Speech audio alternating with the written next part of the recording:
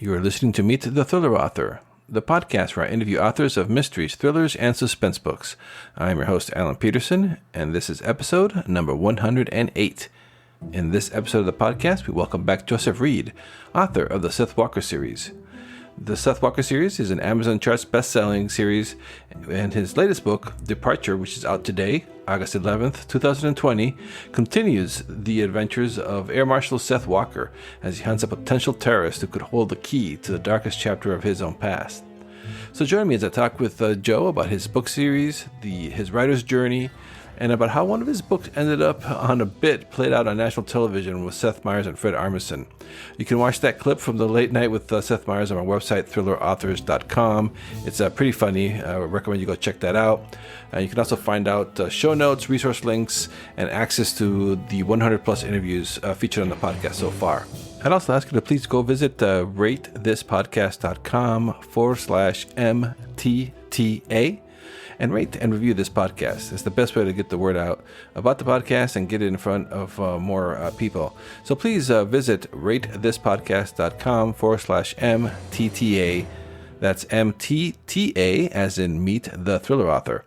Thank you very much. I appreciate it. So here we go, my interview with Joseph Reid. Hey, everybody. This is Alan with Meet the Thriller Author. And on the podcast, I'm welcoming back Joseph Reid. How are you doing today, Joe? I'm great. Thanks for having me on again, Alan. I really appreciate it. Yeah, no problem. A lot has changed since we last talked in the world and in everything. Yeah, we are living in a very unique time.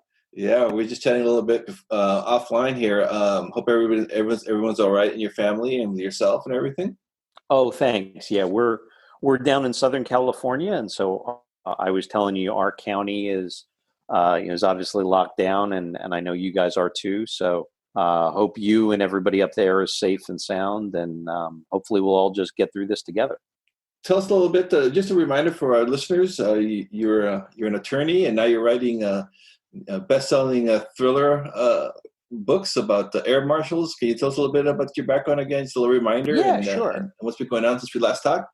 Of course. So, yeah, my day job is that I'm a patent litigator. So I litigate high-stakes intellectual property cases on technology in federal court. So if a tech company has a patent or a tech company gets sued that they're infringing somebody else's patent, those are the kinds of cases that I handle. So technology kind of plays a primary role in my day job. And so, 3 years ago, I published my first thriller. It was called Takeoff. It featured the debut of an air marshal-turned-investigator who investigates crime in and around aviation. I did that because I found I was spending most of my life on airplanes and in airports. And I found it to be a really unique setting and a place that touched on a lot of interesting, exciting stuff, whether it's smuggling or terrorism or pandemics or anything you can imagine. There were a lot of possibilities there. So Takeoff came out in 2018. Like you said, it was a bestseller on the Amazon charts. So I was really grateful and happy about that. The sequel came out last year. The sequel was called False Horizon. It was Walker's second adventure, and where the first one was really about babysitting a pop singer on a cross-country flight and then getting ambushed when they land in LA and having to go on the run. False Horizon was about a plane crash in Appalachia. And so Walker goes up into the woods, and there's frackers and drug dealers and miners and eco-terrorists and all kinds of potential suspects who might have brought this little commuter plane down. He's got to investigate what happened. And so the third installment, called Departure, is coming out in very soon. August 11th is the release date. And so this is a missing persons case, and it happens up close to you. The book opens at the San Francisco SFO airport, one of my favorite airports. And a mysterious person has gone missing inside the airport. And so Walker gets called up to try and find this missing person, and they've got to figure out whether whether that person might be the victim of a crime or maybe he's up to no good. And that's how the book starts off. That's an awesome plot. Never thought about that, about what would happen if somebody goes missing inside an airport. How do you get that idea? Is that based on something that you read, or? No, it was kind of the, the classic kind of confounding mystery, right? It's like, the dead body in the locked room, right? Well, like I said, I spent a lot of time in airports. I spent a lot of time thinking about sort of the surveillance that goes on and the security. And as I was doing that, it sort of occurred to me, oh, well, what if someone was found dead here? What if someone went missing inside the airport? How exactly would that work? How could you evade, all the video cameras and all the security and all the new measures that are in place inside a modern international airport to keep track of everybody, to do something nefarious. And so that's kind of the genesis of it. So you put in a lot of research into your books, obviously, with the airplanes and the air marshals. Has your process changed at all? Does it keep being the same? Can you walk us through that? So we talked about this, I think, for Takeoff, but yeah, the research for this book was pretty interesting. I'd spent a bunch of time at SFO. Like I said, it is one of my favorite airports. It's a beautiful airport. It's a big airport. But SFO is kind of a unique arrangement where not all the terminals are reachable from all the other terminals. Sometimes you have to go outside security. And so I did things like I would fly up in the morning on one airline and spend several hours in one side of the terminal, then go out of security, do some stuff outside security, then go back in a different terminal, and then fly a different airline home so that I could sort of photo reference and walk the different places in the airport. It was things like that. I joke around in some of these interviews, I tend to take pictures of things and in places where you're not really supposed to take pictures. And SFO, I actually had a little scare where an alarm went off behind me as I was photographing a door I probably wasn't supposed to photograph. So I had a feeling I was going to get thrown in the airport clink for a minute, but that didn't happen. So that was a good thing. But yeah, it was a lot of fun to research. They've done a bunch of renovation to the terminals at SFO in the last few years. I've been flying there as long as I've been a lawyer, so like 20 years. But some of the new concourses are really modern and really beautiful, and they're sort of a sharp contrast to the parts of the airport that haven't been done over. And so I tried to give hopefully the reader as much of a feel for the different places in the airport and the different styles of the airport as you move from one place to another. That's awesome that you're capturing that in the novel, because that's something like when people come visit me in San Francisco, depending on where they come, they'll be like, I can't believe that's your terminal. This is San Francisco. Or somebody else comes into the newer parts of the airport. They're like, this is a really cool terminal. Tale of two cities, I guess, for now. And that opens it up to a bunch of really interesting things. I mean, there's so many carriers that fly in and out of that airport. A bunch are domestic, a bunch are international. There is kind of a different feel to, sort of the lower tier, lower priced, domestic carriers, as opposed to like the super fancy, lounge seating for the international customers and things like that. And so there's definitely some aspects of that baked into the book too. Just to remind the readers and for the new listeners and for the new subscribers as well, what was your interest in with aviation? Because you had an interesting history with it, or interest in it. Yeah, so my father was a Navy pilot, and so I grew up, with him flying helicopters, and even when we would be on commercial planes, he would sort of explain how the plane was working and things like that. And then, I ended up not being able to fly because I'm colorblind. And that's one of the few restrictions in the military on being a pilot. So I wasn't able to do that, even though that was something I aimed at when I was a kid. But I found myself really spending a ton of time doing sort of civil aviation, flying around for my clients and my cases. I have to go to Asia probably 3 or 4 or 5 times a year. I've flown, I think it's like 2 or 3 million miles total on a variety of airlines. So, I've spent a bunch of time in and around, that world. I have a bunch of friends who are pilots who fly their own planes. And so I've got a bunch of exposure to that world. And like I said, to me, it was a really interesting thing. And once you know what you're looking for, airports, I think I have this line in Takeoff. Airports are a little like Disneyland. Like there's the parts you see, and then there's the parts that you don't see, right? And once you sort of know what's going on behind the scenes, suddenly I think you're a lot more aware about, what those hidden doors lead to, and what's going on behind the facade of it.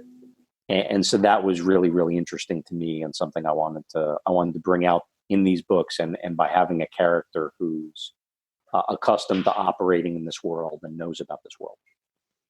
Yeah, can you tell us about your character, about Seth Walker, how that all came to be, and how do you put him, how do you developed him, and how he's grown throughout 3 books? Sure. So Seth is a member of the Federal Air Marshal Service, but due to a mysterious incident that I haven't actually written a book about yet, or published a book about yet, his cover was blown by a mysterious woman who was trying to kill him.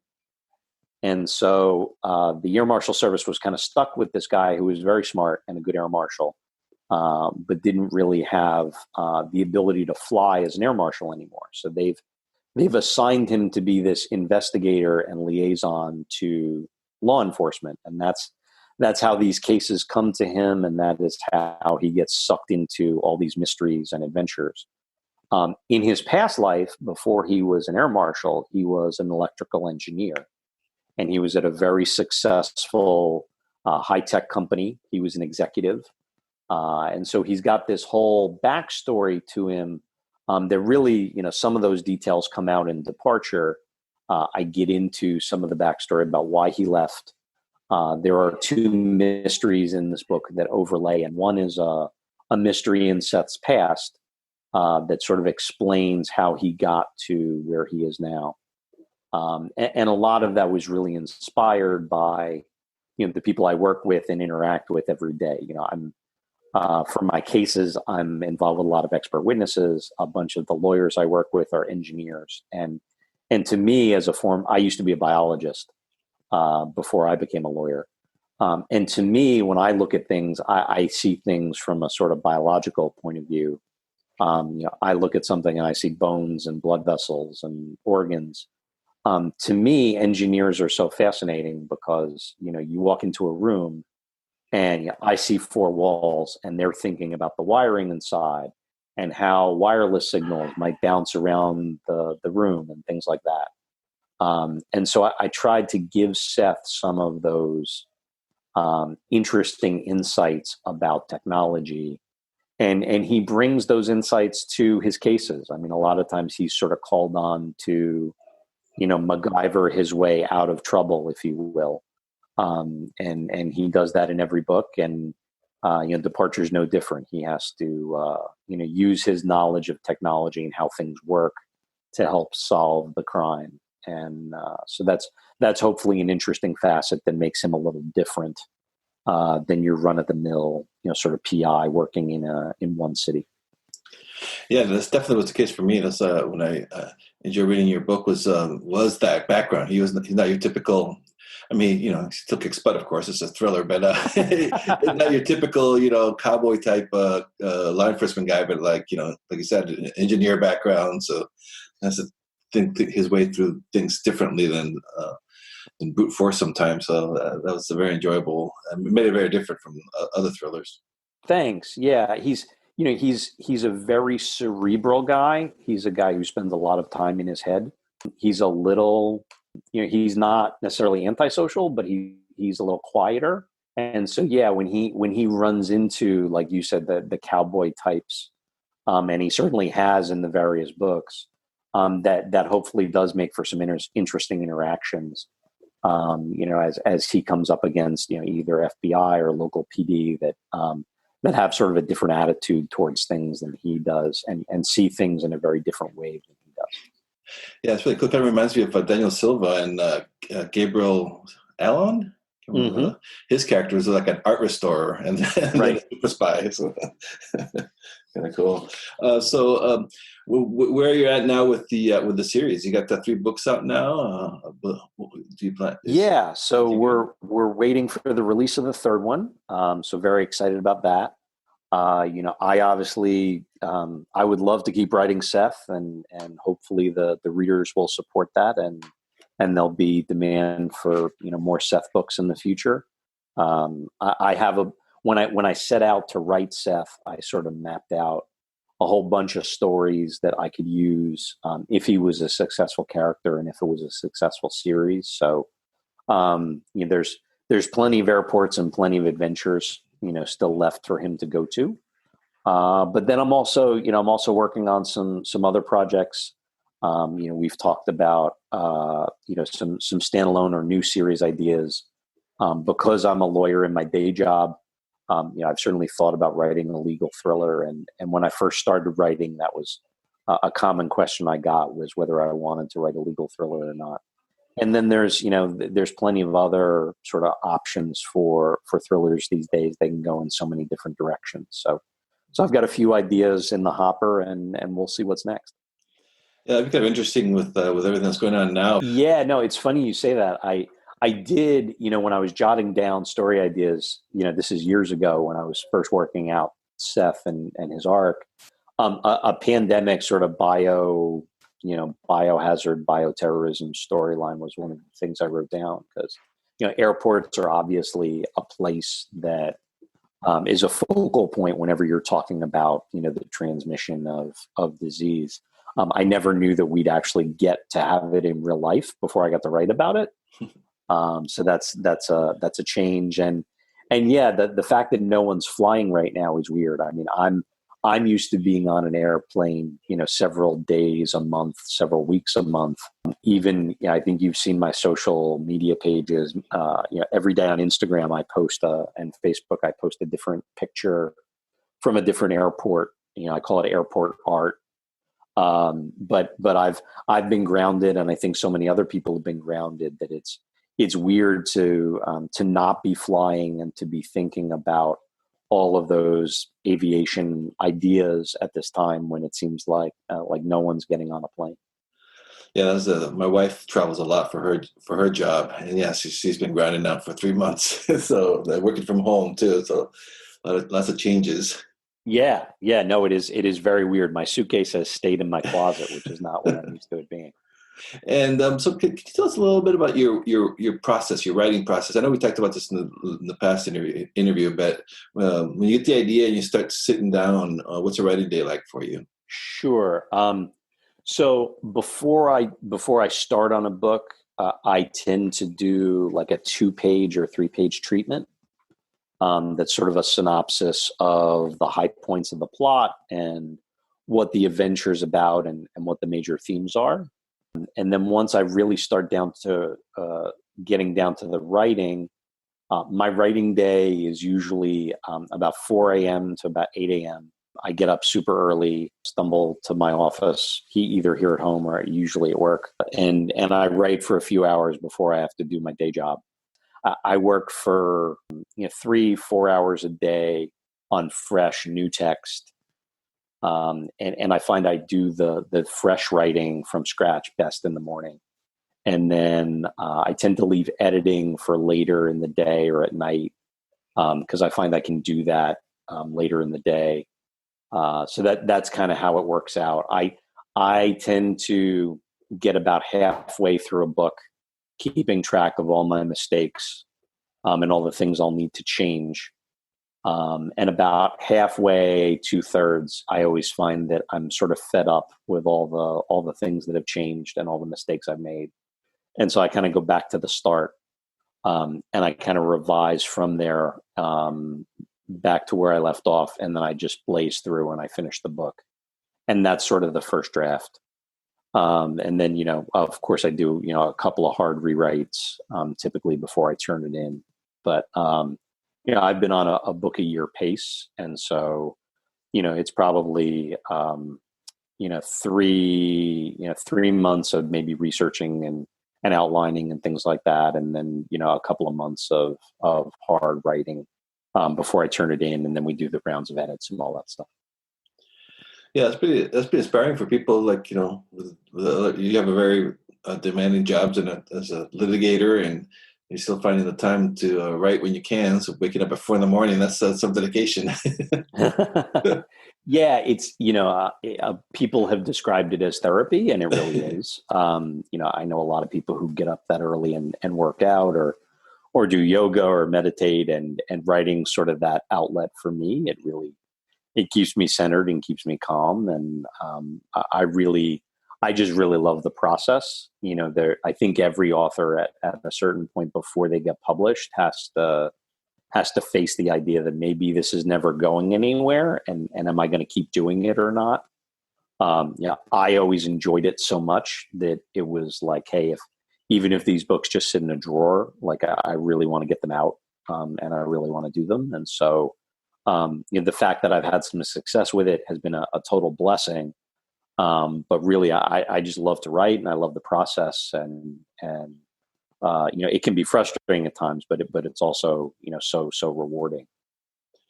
Was Takeoff your first published book? Yes. Takeoff in 2018 was my debut. Oh, wow.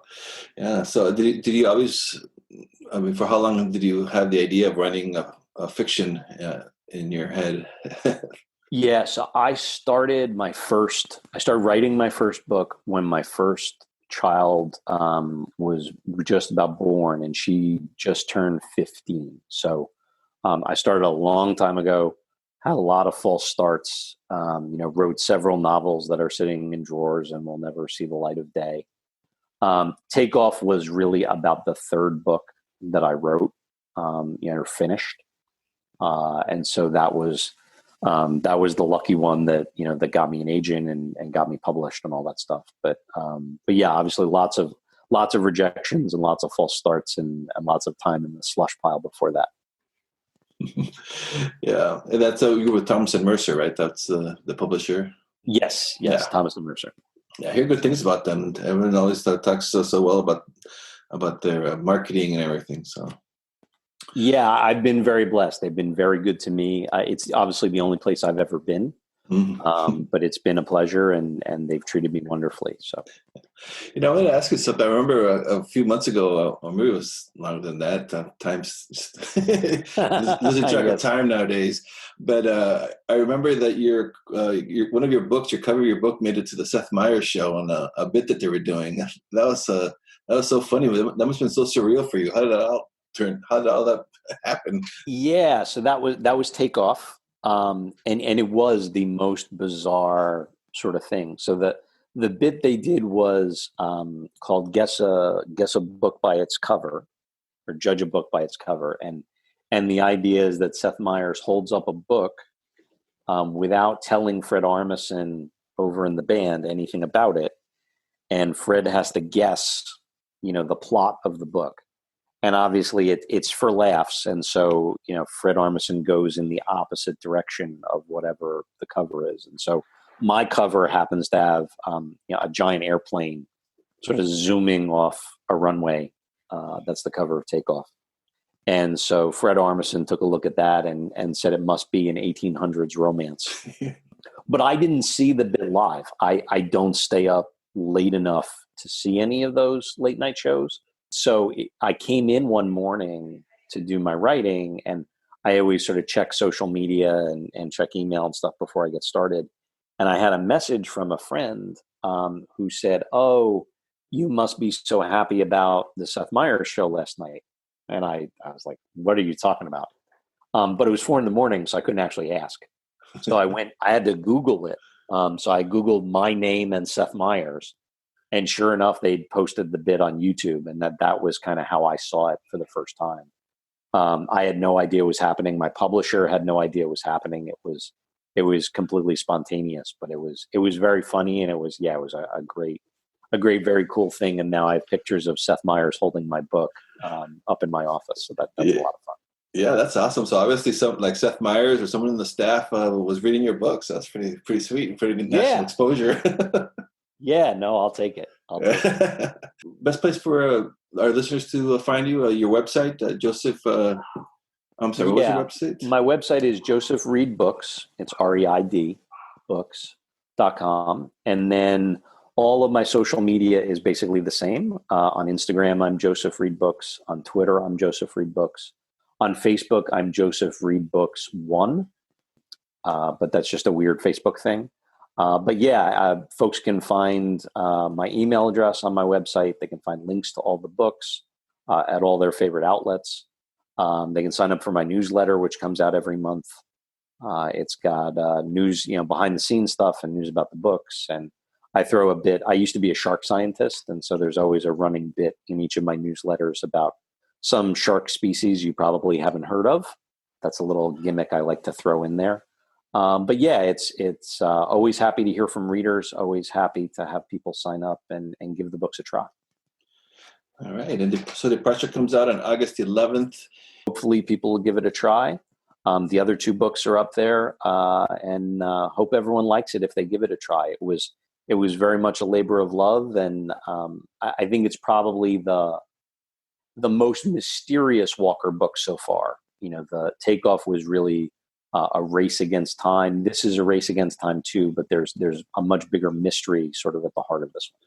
Cool. I'm looking forward to reading it because, especially with the San Francisco connection. But yeah, I enjoyed your first 2 books. Highly recommend listeners to go check them out. Thank you so much, Alan. I really appreciate you having me. All right. Thanks, Joe. It's nice talking to you again. You too. Have a great day. Thanks for listening to the Meet the Thriller Author podcast. Be sure to visit thrillerauthors.com to join the conversation, access the show notes, and discover great thrilling reads. If you enjoy the podcast, I'd love for you to subscribe, rate, and give a review to it, wherever it is that you're listening to this podcast, be it iTunes, Apple Podcasts, Google Podcasts, Stitcher, TuneIn, Spotify, wherever it is that you're listening to this right now. I would appreciate it.